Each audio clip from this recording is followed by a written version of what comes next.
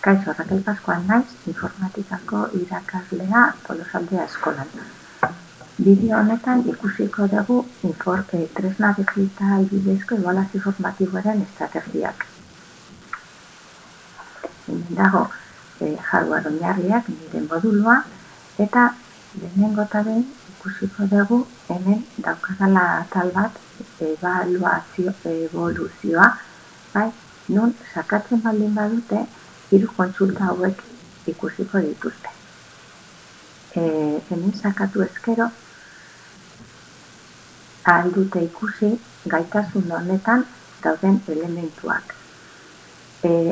Aurreko bideoan azaldu nun bezala, balio dit aurre ezagutzak izateko, baina baita ere ikasturtearen zehar autobalazia egiteko. Zeren eta beraiek hemen markatzen dituztenak, markatuta geratzen dira, noizian behin egiten dute errebisia eta agian beste baten bat gehiago markatzen zoaz. Eta hor ikusi egiten duzu gutxika elementu desberdinak barneratzen zoazela. Lan unitate bakoitzeko azaldu dudan bezala atal desberdinak dauzkat, alde batetik oinarrizko edukien baliabideak, oinarrizko edukien jarduerak eta material osagarria. Orduan, oinarrizko edukien jardueren amaiera, beti egongo da galdeterri bat, oinarrizko ezagutza horiek barneratu diran edo ez ikusteko. Hau, azalduen duen bezala, gutxienezko kalifikazioa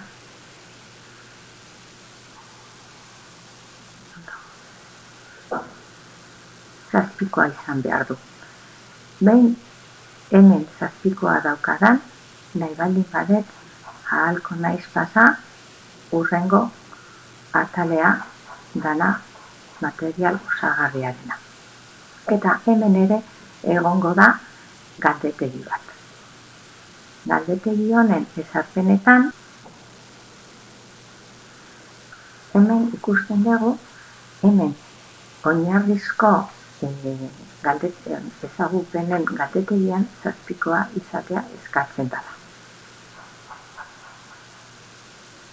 Bai jarduera eta galdetegien emaitzak informazio baliogarria ematen diate gero ikasleen ebaluazio formatiborako ikusten dudanean formatu honetan. Hemen ikusten da jarduera guztiak klasifikatuta dauzkadala. Bai, lehenengo ebaluazioan, lehenengo erronka landu egiten dugu, jarduera guztiak hemen daude multzokatuta. Eta honen barruan dago jarduera aurreratuen atala.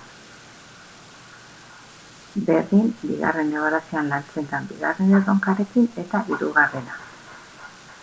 Orduan, bisio globala edukitzeko etortzen naiz.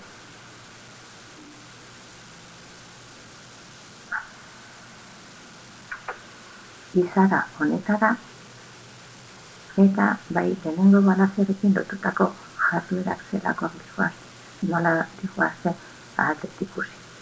Bai, hemendikan informazioa lortzen dut gero beraiekin hitz egin ahal izateko.